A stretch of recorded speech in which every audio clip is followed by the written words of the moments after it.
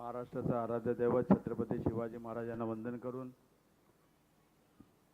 Bharat Ratna doctor Babasaheb Ambedkar, Hindu हृदय सम्राट शिवसेना प्रमुख बाळासाहेब ठाकरे आणि आमचे गुरुवर्य धर्मवीर आनंदीगे साहेब यांच्या स्मृतीस वंदन करून आज या ठिकाणी धडक मोर्चासाठी उपस्थित असलेले सन्माननीय शिवसेनेचे नेते आदरणीय भास्कर जाधव साहेब, सन्माननीय जितेंद्र आव्हाड साहेब, आमचे अविनाशजी जाधव, अभिजितजी पानसे, विक्रांत चव्हाण आणि मंचकावर असलेले सर्व पक्षाचे जिल्हा प्रमुख, जिल्हाध्यक्ष, महिला आघाडी आणि सर्व कार्यकर्ते बंधू आणि भगिनींनो, मी आपली 2च मिनिटं घेणार आहे कारण आपल्याला भास्कर जाधवांचं भाषण ऐकायचं आहे.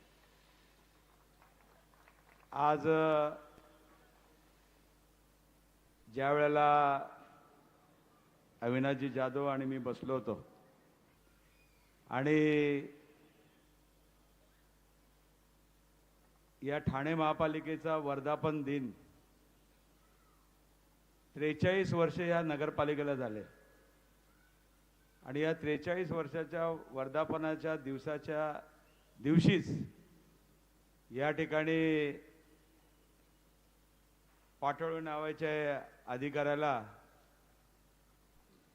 रेड हँड तिकडे अँटी करप्शननी मुंबई ब्रँचनी पकडलं. ठाण्याच्या ब्रँचनी नाही पकडलं, मुंबईच्या ब्रँचनी पकडलं आणि रंगेहात पकडल्यानंतर मला वाटतं 6 तास त्याची चौकशी चालू होती आणि मला वाटतं ठाणे महापालिका गेल्या 3-4 वर्षामध्ये जसं महाराष्ट्रामध्ये सर्वात जास्त कुठला स्टेटमध्ये जर भ्रष्टाचार चालू आहे तर त्यामध्ये नंबर 1 हा महाराष्ट्र आणि या महाराष्ट्रामध्ये या ठाणे जिल्ह्यामध्ये सर्वात जास्त भ्रष्टाचार जर कुठे होत असेल तर या ठाणे जिल्ह्यामध्ये होतं. म्हणून या ठाणे जिल्ह्यातली सर्व लोकप्रतिनिधी आणि नागरिक या ठिकाणी जमा झालेले आहेत. आज तुम्ही बघितलं असेल या महापालिकेमध्ये ज्या वेळेला हिंदू हृदय सम्राट शिवसेना प्रमुख बाळासाहेब ठाकरे यांनी चंद्रशेखर नावाचे एक अधिकारी या ठिकाणी आणले होते आणि त्या ठिकाणी जो विकास झाला आणि त्यानंतर बरेचसे आयुक्त आले, संजय सेठी होते, जयस्वाल होते, परंतु गेल्या 3 वर्षाच्या काळामध्ये या ठिकाणी आयुक्त म्हणून यायला कोणच तयार नव्हते कारण इथले जे अधिकारी होते ते पक्षाचे कार्यकर्ते म्हणून काम करत होते. या पाटोळ्याला एवढा माज होता त्या ठिकाणी मला वाटतं फक्त शिवसेनेचा तो बिल्लात लावून मला वाटतं तो फिरत होता प्रत्येक ठिकाणी. आणि आज नियतीचा डाव कसा असतो की त्याला रंगेहात पकडला गेला. आज तुम्ही बघितले असेल महानगरपालिकेचं गेल्या 5 वर्षामध्ये ऑडिट झालेलं नाही. आम्ही 5 वर्ष सांगितलं, त्यानंतर आयुक्त आता कबुली दिली की या 3 वर्ष त्या ठिकाणी ऑडिटचं राहिलेलं आहे, बाकीचं प्रोसिजर पूर्ण होईल. त्यानंतर 337 कोटी याचा हिसाबच लागत नाही. ते कोणाच्या खिशात गेले, कुणी त्या पैशावरती डल्ला मारला. आज एक सकाळी तथाकथित गोल्डन गँगचे कॅप्टन या ठिकाणी आले होते. त्यांना ठाणे महापालिकेशिवाय झोपत लागत नाही. ते आपल्याकडे आले ना, दिवाळी आली दिवाळी आली, तसं त्या दिवाळीच्या खर्चीसाठी ते आज महापालिकेत आले होते. मोठमोठे बिल्डर हिरानंदानी, त्यानंतर लोढा, मोठमोठ्या बिल्डरची सुपारी वाजवासाठी इकडे आले होते. सुपारी म्हणजे त्याची सुपारी घेऊन त्यांच्याकडून वसुली करायचं. आता या गोल्डन गँगनी गेल्या 3 वर्षामध्ये 3-3.5 वर्षामध्ये या महापालिकेला एवढा लुटून खाल्लेला आहे की सकाळी हा गेट पण सुद्धा वॉचमन नाही उघडत, तर हा गोल्डन गँगचा मोरक्या इकडे उघडतो आणि बंद पण तोच करतो. आज अख्खी महानगरपालिका लुटून खाल्लेली आहे आणि आज कशा पद्धतीने मला वाटतं मी जर त्याला आणला नसता काँग्रेसमध्ये चालले होते प्रवेश. मला वाटतं आव्हाड साहेब इथे आहेत त्याचं उदाहरण.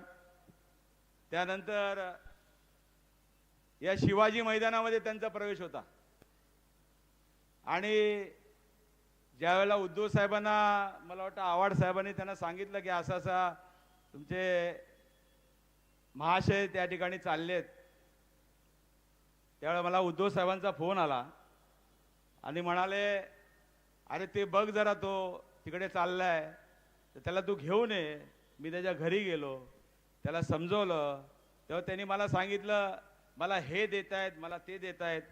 आणि एकनाथ शिंदेच्या जाचाला कंटाळून तो मला वाटतं तिकडे काँग्रेसमध्ये चालला होता त्यावेळेला. मार्गरेट आल्वा त्यावेळेचे मंत्री आणि शिवाजी मैदानामध्ये प्रवेश होता त्याचा. पण माझा जुना मित्र त्याला मी सांगितलं अरे तू तिथे राहशील, तुला फडका मारायला पण ठेवणार नाहीत, तू ये चल, साहेबांनी तुला बोलवलंय. नाही नाही मला ते एकनाथ शिंदे असं करणार आहेत तसं करणार आहे, मला मारणार आहेत, हे करणार आहेत. अरे बोलो तुला कोण मारत नाही, तू ये बरोबर माझ्या. आणि त्याला घेऊन गेलो आणि त्याला सांगितलं, साहेबांनी त्याला हे केलं. त्यानंतर तो आदरणीय पक्षप्रमुखांमुळे तो महापौर झाला. त्याचं भाषण आहे मला वाटतं यूट्यूबला काढून बघा जरा. त्यानंतर आज तुम्ही बघितलं असेल की हा गद्दार माणूस या ज्या ठाणे महापालिकेची जी अवस्था केलेली असेल त्याला सर्वस्वी जबाबदार ही मंडळी आहेत. आणि ह्या गोल्डन गँगला जर हे करायचं असेल तर मला वाटतं सर्व जनतेने आज जशी जमा झालेत ह्याच्यापुढे सुद्धा आपण रस्त्यावरती येऊन हे आंदोलन करणार आहोत. आज घोडबंदर वासियांच्यासाठी मला वाटतं कित्येक आंदोलन झाले, 18 लोक मृत्युमुखी त्या ठिकाणी पडली. आणि आज त्या मनुष्यवधाचा गुन्हा मला वाटतं त्या अधिकाऱ्यांची कामं केलेली आहेत त्यांच्यावरती गुन्हा दाखल झाला पाहिजे. कारण दर महिन्याला कडकी लागली की या ठिकाणी टेंडर काढायचं. आणि आज ठाण्याला काहीतरी 22 कोटीचं टेंडर काढले साहेब. आणि त्या 22 कोटीचं टेंडर कुठल्या कायद्यात बसत नाही, परंतु त्या ठिकाणी स्वतःच्या माणसाला ते टेंडर मिळण्यासाठी त्या ठिकाणी आयुक्तांवरती दबाव आणून ते टेंडर त्या ठिकाणी आज केलं. ठाण्याला फ्रंट पेजला ती बातमी आहे. मला वाटतं आता पत्रकार सुद्धा थकले त्यांचे बातम्या देऊन देऊन देऊन देऊन. दररोज काही ना काहीतरी प्रताप चालू असतं. आणि तुम्ही बघितलं असेल की आज या ठाणे जिल्ह्यामध्ये कशा पद्धतीने या ठिकाणी काम चालू आहे. आज ठाण्याला मुख्यमंत्री म्हणून त्यावेळेला मिळाले, पण त्यांच्या कारकिर्दीमध्ये काय केलं त्यांनी? त्यांच्या कारकिर्दीमध्ये शिवसैनिकांची घरं तोडली, त्यानंतर कार्यकर्त्यांवरती खोट्या केसेस टाकल्या. ए तू इकडे येतो का, तुझी केस काढतो. रात्री लॉकअपमधून उचलून घेऊन आले होते. म्हणजे पोलीस यंत्रणा सुद्धा हतबल झालेली आहेत.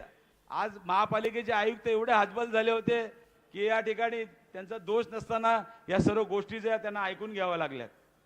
आणि म्हणून मला वाटतं या सर्व भ्रष्ट कारभाराची या ठिकाणी पर्दाफाश करण्यासाठी सर्व मंडळी इथे आलेली आहेत. मी सर्व नेत्यांना धन्यवाद देतो. आणि इथे जमलेल्या सर्व आपण कमी वेळात 3 दिवसामध्ये या धडक मोर्चाची तयारी केली. मी सर्व आमचे मनसे असेल, राष्ट्रवादी असेल, काँग्रेस असेल, या सर्व नेत्यांना आणि त्यांच्या कार्यकर्त्यांना धन्यवाद देतो की एवढ्या कमी वेळात आपण एवढ्या मोठ्या संख्येने आल्याबद्दल आपल्याला धन्यवाद देऊन माझे 2 शब्द संपवतो. जय हिंद, जय महाराष्ट्र, वंदे मातरम. टाळ्यांच्या गजरामध्ये